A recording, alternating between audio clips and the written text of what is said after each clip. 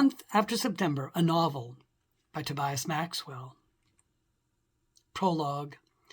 My story begins before all the chaos, when the streets of Quebec knew about turmoil, but not yet about absolute power. Knew about class struggle and the inferiority that comes from being Catholic peasants, relegated to the serving classes, second-class citizens who worked the factory floors, who tilled the farmland and cleaned up after the rest of the electorate. Today at 65, I speak perfect French. It belongs to me without any qualms, even though I learned it somewhat late in life. And that is to say, it was not in infancy that I absorbed its richness. Oh, my mother spoke it to us as children, and we spoke it in the house, but mostly ours was an English household. Like one thinks of a right-handed or left-handed person where one side is dominant. Rarely are they ambidextrous. The same could be said of our bilingualism. I wish all of that were incidental to this story, but it isn't.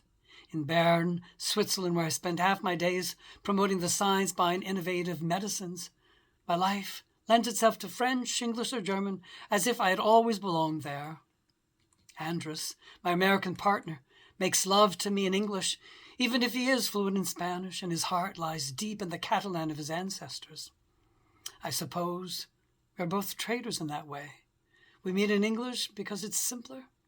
It's our Treaty of Versailles without any of the heraldry and the diplomats, forgetting all too easily the outcome of that failed pact.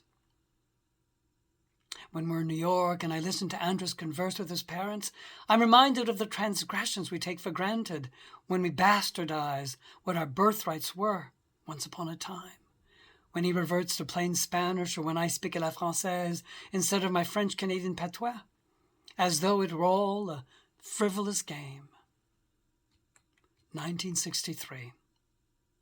The Montreal street on Queen Victoria Monday, that early in the morning, was in a stupor.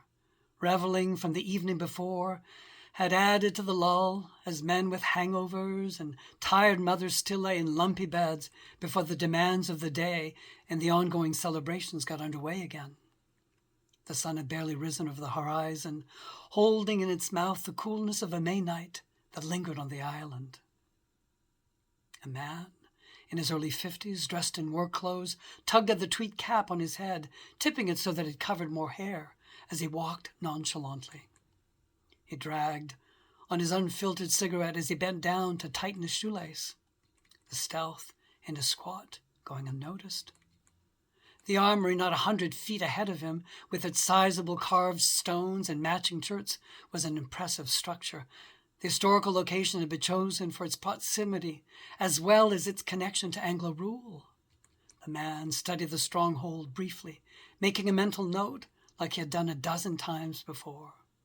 At the mailbox, he carefully slid the package down into the slot via camouflaged string before walking a few yards away and onto the street into a car that pulled up as if on command.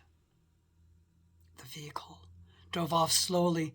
The purr of its engine filled the street with the first of the day's noises, until suddenly the crashing wail of a bomb exploded, ringing out into the stillness.